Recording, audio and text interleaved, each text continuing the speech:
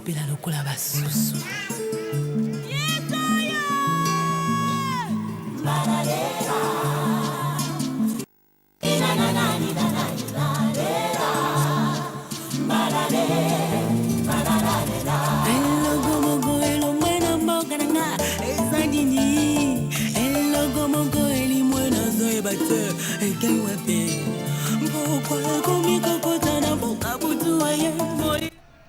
Bien-aimés dans le Seigneur, bonsoir.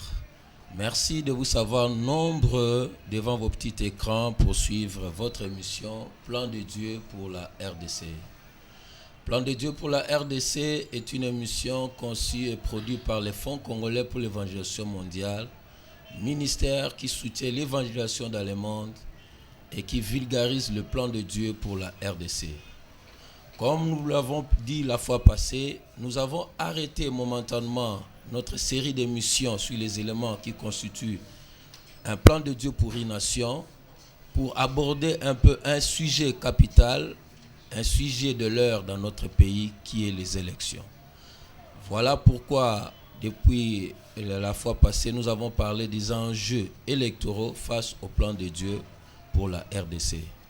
Cette série d'émissions, c'est pour aider le peuple congolais et les chrétiens en particulier pour savoir comment se comporter pendant ces moments des élections. C'est une grande responsabilité que nous allons répondre d'ici là et que chacun de nous doit savoir comment s'y tenir à cette responsabilité. Merci de vous savoir encore nombreux. Merci pour votre attention. À la présentation, votre bien-aimé, le pasteur Adolphe Kachumba Prosper. Sur ce plateau, je ne suis pas seul aujourd'hui pour encore débattre de cette émission. Nous avons fait appel à un grand monsieur, un serviteur de Dieu, que nous connaissons très bien, qui est aussi un militant de plan de Dieu pour la RDC, à l'occurrence de Bishop Abraham Djamba Samba Washako. Bonsoir, monsieur Bishop, pardon. Bonsoir, pasteur. Bishop Abraham est théologien et juriste de formation. Il est pasteur serviteur de Dieu à l'église Logos Réma. Il est marié à Esther Sarah Djamba Ngalula, que nous saluons en passant. Il est père des enfants. Révérend, nous sommes en train de parler sur les enjeux électoraux dans notre pays face au plan de Dieu pour la RDC. Qu'est-ce que d'abord vous connaissez du plan de Dieu pour la RDC? Si vous pouvez nous parler en bref sur le plan de Dieu pour la RDC. Bon, c'est que je peux en dire d'abord, avant de commencer, j'aimerais remercier Couleur Télévision et le ministère de l'évangélisation mondiale de m'avoir invité à cette émission qui est une émission vraiment très importante, et aussi de saluer et de bénir tous les téléspectateurs de Couleur Télévision et particulièrement de votre émission. Merci beaucoup. Si nous pouvons parler du plan de Dieu pour la République démocratique du Congo, eh bien, nous devons partir du fait que Dieu a un plan pour chaque nation. Vous savez, récemment, l'archevêque Diamant Kalonji du ministère chrétien Logos Réma vient de publier encore un livre sur comment curer l'âme d'une nation, la cure d'âme d'une nation. C'est que Dieu considère les nations comme étant des personnes ou des êtres, et que, à ce titre, chaque nation a un plan particulier dans le plan général de Dieu. Et la RDC, notre pays, ne fait pas exception. Il y a un plan de Dieu pour la RDC. Et ce plan est d'autant plus intéressant que, pour ce qui concerne la RDC, on parle du plan prophétique. Lorsqu'on parle de plan prophétique, cela signifie que bien que toutes les autres nations ont un plan de la part de Dieu, mais celui de la RDC est plus particulier encore. Vous voyez cela dans la Bible. Nous avons une première révélation de cela dans la Bible, dans les livres d'Ésaïe, chapitre 18.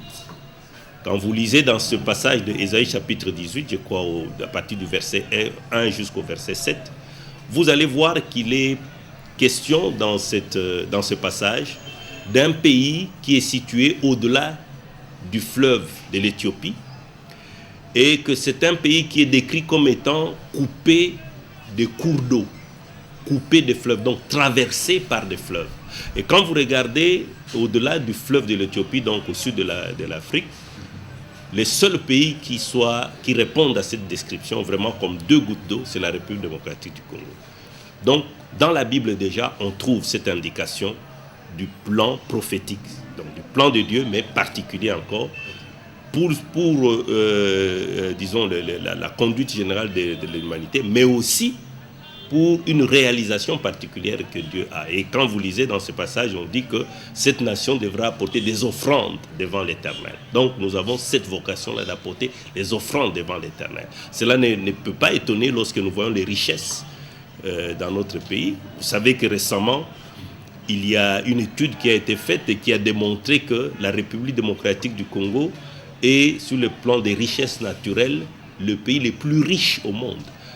Parce que nos richesses naturelles, c'est à la fois les richesses des États-Unis, du Japon, de la Chine et du Canada réunis. Donc vous voyez donc un point de pays là où Dieu a déversé toutes ces richesses.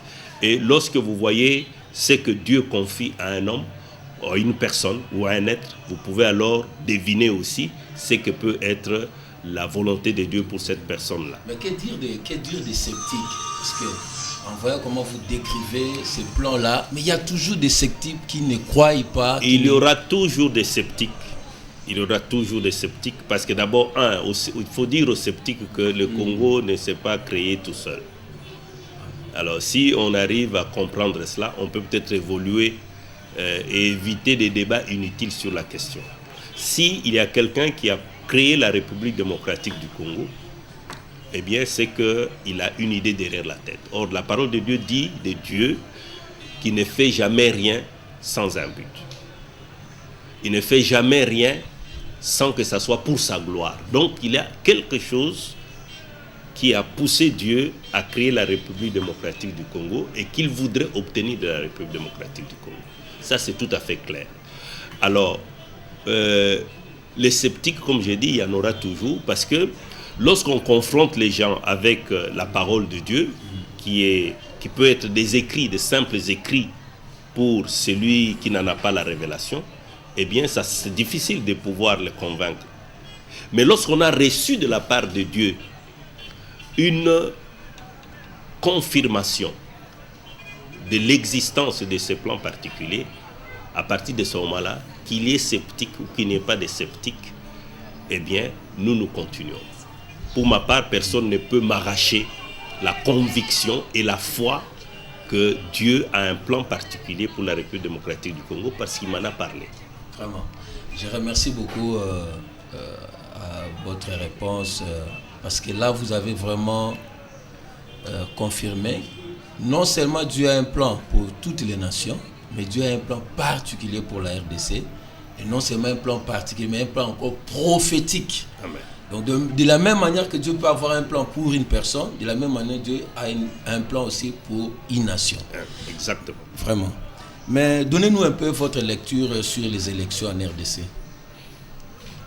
Les élections, je crois que les élections ne viennent pas en RDC par le hasard de l'histoire. Les élections telles que nous sommes en train de les vivre depuis un certain temps, eh bien, c'est exactement aussi dans le plan de Dieu. Et donc, nous croyons que en 2006, nous avons connu une étape.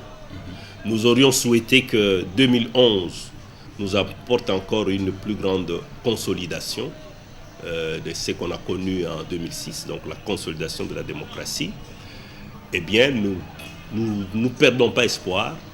Nous pensons qu'à la fin du processus, nous allons évoluer parce que Dieu a le contrôle de ce pays. Depuis un certain temps, il a pris le contrôle de ce pays. Donc rien de ce qui arrive en République démocratique du Congo n'arrive sans que Dieu l'ait autorisé. Donc nous voyons que nous allons avoir encore des élections générales pour la deuxième fois. Eh bien, nous pensons qu'il va y avoir évolution. Mais il est vrai que pour le moment, nous voyons des signaux, des tensions, des violences. Mais nous pensons que les choses vont aller s'améliorer. Est-ce que là aussi, ce n'est pas une responsabilité, par exemple, de tous ces organismes qui ont le plan de Dieu, qui connaissent le plan de Dieu pour la RDC, d'avoir resté comme ça pendant 4 ans, sans aussi préparer le peuple de Dieu sous ces élections-là? Oui, c'est possible, mais c'est la responsabilité de tout le monde. Il est vrai que, comme le dit la Bible, si l'on ne parle pas, il n'y aura pas de l'aurore, n'est-ce pas? Donc il faut parler, il faut enseigner, il faut éclairer pour que l'aurore que nous sommes en train d'attendre arrive. Et je crois que chacun devra porter sa responsabilité et certainement ceux qui sont dépositaires du plan de Dieu pour la République démocratique du Congo en ont aussi une bonne part. Maintenant, quelle est la relation que vous pouvez tirer entre le plan de Dieu pour la RDC et les élections, par exemple, que nous allons connaître d'ici là? Quelle relation? C'est comme je vous ai dit, Dieu a le contrôle de toutes choses. Dieu a un plan particulier pour la République démocratique du Congo. Et donc, ce qui s'est fait en République démocratique du Congo est surveillé par Dieu et même guidé par Dieu. La relation, c'est que Dieu est présent dans les élections. C'est ce qu'il ne faut pas oublier. Il est présent dans les élections et je crois que ce qui peut être conseillé dans ce cas-là, c'est de pouvoir écouter Dieu par rapport au processus électoral de la République démocratique du Congo. La République démocratique du Congo n'est pas n'importe quelle nation. Ça, c'est une nation de Dieu. Les statistiques peuvent se tromper, mais lorsqu'on dit qu'il y a 95% des chrétiens croyants en République démocratique du Congo, c'est une indication pour dire qu'il y a ici un peuple de Dieu. Donc Dieu ne peut pas être indifférent au sort du pays.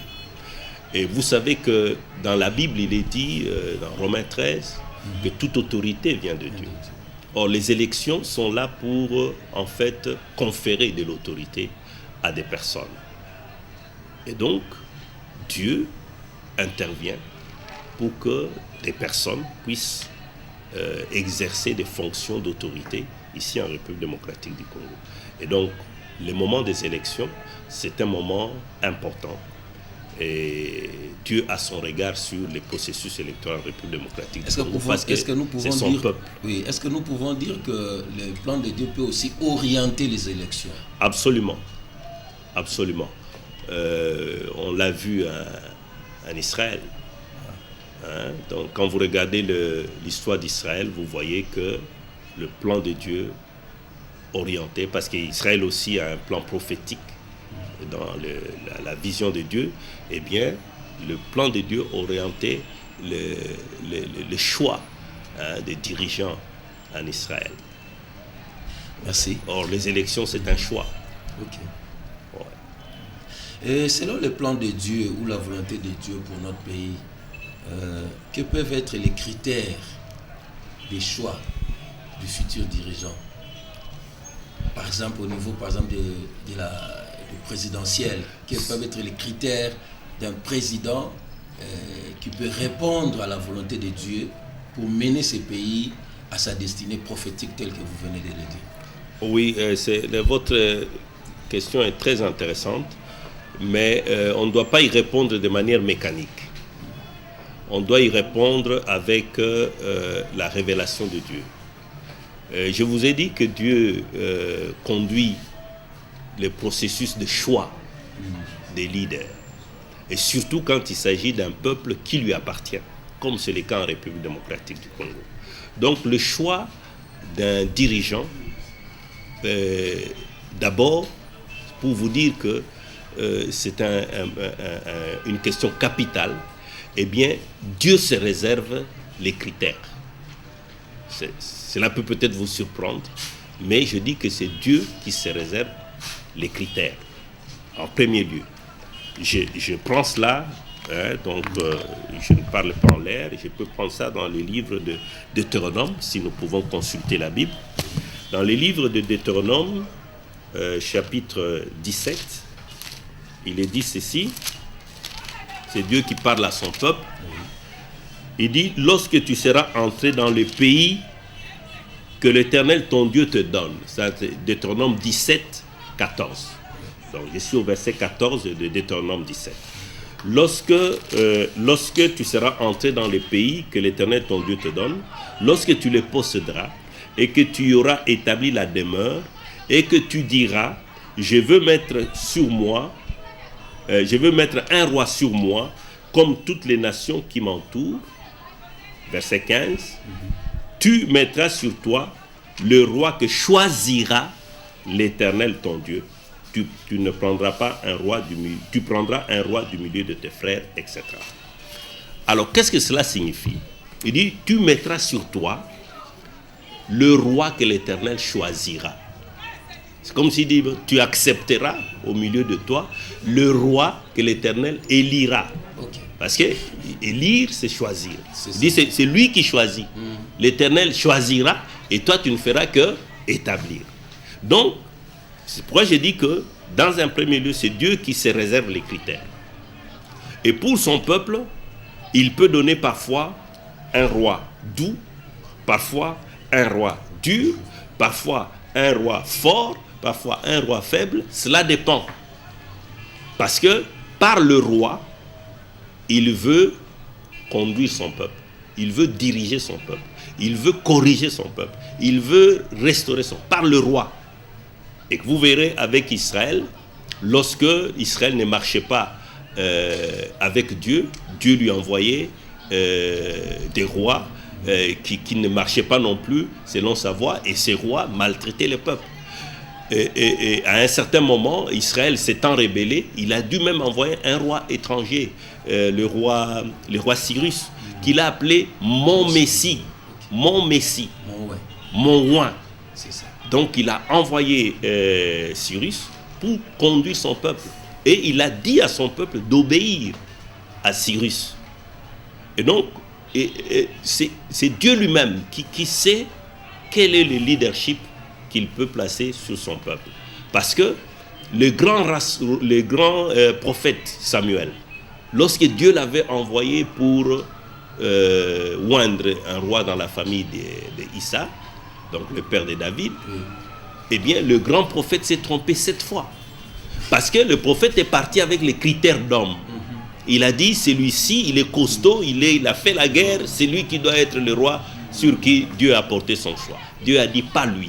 Jusqu'au moment où on est parti désigner le petit berger qui était dans la forêt. Donc Dieu a ses propres critères. Et deuxièmement, Dieu, quand vous lisez dans les livres de Deutéronome, vous lisez dans les livres d'Exode 16, où, comment dire, Jéthro, le beau-père de David est passé plutôt de Moïse est passé pour lui donner des conseils quant à la manière de diriger Israël. Donc vous trouvez là autant de critères sur lesquels Dieu se base pour que on puisse quand même être guidé sur la personne qui doit diriger. Il y a le fait d'être connu, il y a le fait d'être sage, il y a le fait, donc je n'ai pas le temps de lire tous ces passages dans la Bible, mais je vous renvoie à Jéthro 16, je vous renvoie aussi plutôt à excusez-moi, à Exode 16, et je vous envoie aussi à Deutéronome 17 à partir de 14. Plaît, il y a un ami qui nous suit là, monsieur, je crois Jean Ouagna.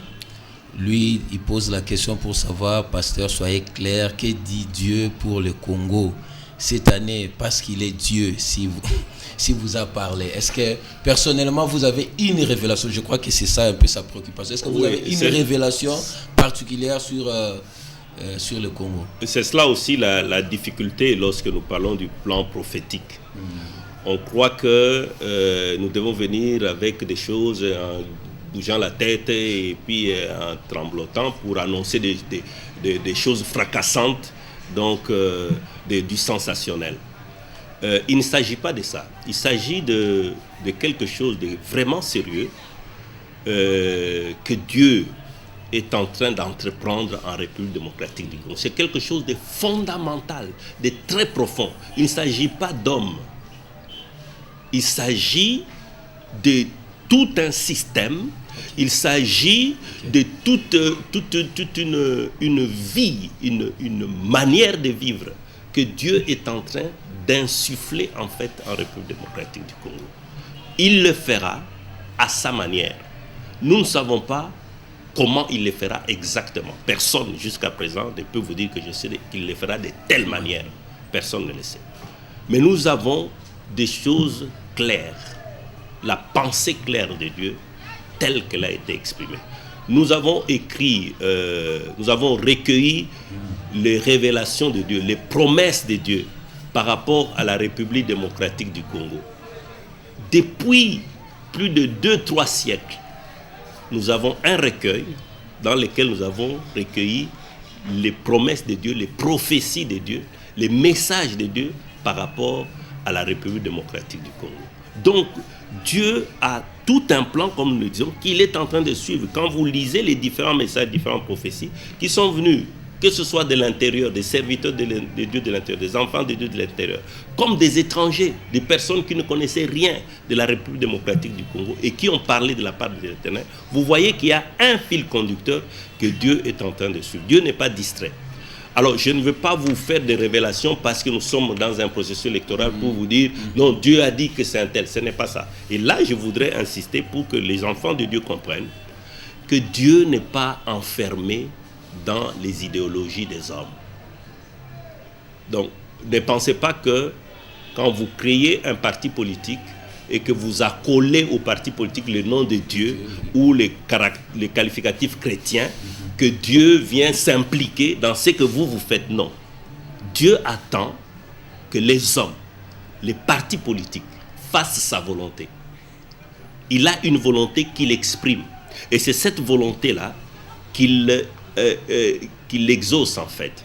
C'est cette volonté qu'il rétribue.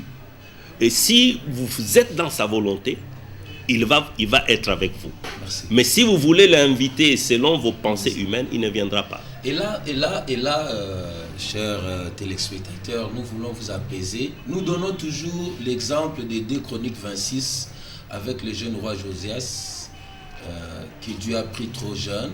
La Bible dit que s'il a perduré son règne, s'il a eu du succès, s'il a eu la prospérité, s'il a mené Israël dans la prospérité, c'est parce qu'il a cherché la volonté de Dieu, le plan de Dieu pour son pays, et il a marché selon ces plans-là. Donc pour Dieu, ce n'est pas XY personne qui l'intéresse. Pour Dieu, c'est XY personne qui peut s'impliquer à sa volonté. Voilà pourquoi nous venons vous donner sa pensée, ses critères à lui. Si XY personne que vous supportez s'implique à la volonté de Dieu, bien, soyez-en sûrs, peut-être ça sera cette personne-là. Mais pour vous dire aussi, parce qu'il parle du plan de Dieu, la révélation que j'ai eue de la part de Dieu sur la République démocratique du Congo, eh bien, ça devait se passer en 3 phases, selon ce que Dieu a dit. Ça, c'est en 87 que Dieu me parle. Il me dit, il va y avoir une guerre de libération. Après la guerre de libération, il y aura la guerre d'épuration. Après la guerre d'épuration, il viendra un moment où ce Congo va connaître très rapidement, de manière surprenante, un développement tel que l'on viendra de partout pour venir demander à la République démocratique du Congo comment vous avez fait pour atteindre un tel développement. Il dit que je vais révéler à celui que je vais mettre dans ce pays, je vais lui révéler des richesses cachées dans ces pays. Il dit, on a parlé de pillage dans ces pays, on a parlé de colonisation, on a parlé de tout ce qu'on parle là pour dire on a spolié les richesses de la République démocratique du Congo, mais sachez qu'on n'a même pas égratigné 10% des richesses que j'ai mis dans ces pays. Il y a des richesses encore qui sont cachées. Ça, c'est en 97. Mais regardez maintenant l'étude qui est récente, je crois qu'elle est de cette année, où on dit que la richesse de la République démocratique du Congo, même pillée telle que nous la connaissons, c'est à la fois les États-Unis, le Japon, la Chine et le Canada réunis. Donc Dieu est en train d'aller avec son plan. Et donc cela va se faire. Il dit qu'il va confier à celui qui fera sa volonté en République démocratique du Congo les richesses cachées pour qu'il puisse atteindre un développement qui va atteindre et qui va étonner l'humanité. Donc, c'est pour dire que faire la volonté de Dieu, c'est ce qui est plus important pour lui. On me fait signe déjà que nous sommes à la fin de notre émission, mais j'aimerais quand même que nous terminons par ceci. Face aux caméras, si vous pouvez donner conseil aux Congolais qui iront au scrutin ce 28 novembre, c'est choisir ses futurs dirigeants, ses futurs représentants, pouvant mener le pays à sa destinée. Quel conseil donnerez-vous? Je voudrais parler aux enfants de Dieu. Si je dois donner un conseil, c'est de prier d'abord. Première chose, nous devons prier pour écarter l'esprit de violence, l'esprit de guerres intestines qui est en train de vouloir, vous sentez qu'avec tout ce qui se passe, il y a un esprit mauvais qui est en train de vouloir perturber les choses en République démocratique du Congo. Dieu a déjà mis son regard sur la République démocratique du Congo. Il y a un cap que nous sommes en train de suivre et cela va se faire dans la paix. Parce que les élections, pour Dieu, c'est un moment où toutes les attentions doivent être soutenues, concentrées pour arriver à un but. Vous pouvez lire cela dans les livres de 1 Samuel 10, lorsqu'il s'agissait d'élire Saül. Eh bien, il y a eu cette concentration d'attention pour qu'on choisisse le roi. Alors, nous devons prier pour ça. Nous devons aussi prier pour que Dieu guide notre choix. Parce que c'est lui-même qui choisit et nous ne faisons qu'établir. Donc, prions pour que Dieu guide notre choix dans les urnes. C'est le plus grand conseil. Merci beaucoup, Bishop Abraham Djamba Sambawa Chako. Merci surtout pour votre disponibilité. Merci. C'était vraiment pas facile de vous arracher parce que vous êtes vraiment en plein travail. Merci. Je crois que ça ne sera pas la dernière fois. On aura encore l'occasion de partager ensemble sur le plan de Dieu pour la RDC. Merci, chers téléspectateurs. Si vous avez aimé cette émission, je crois, si tout va bien, vous aurez ça en rediffusion les dimanches. On ne précise pas encore l'heure, mais ça peut être à partir de 22h. Et portez-vous bien. Et je remercie aussi toute l'équipe technique. Bonsoir à tous. Merci.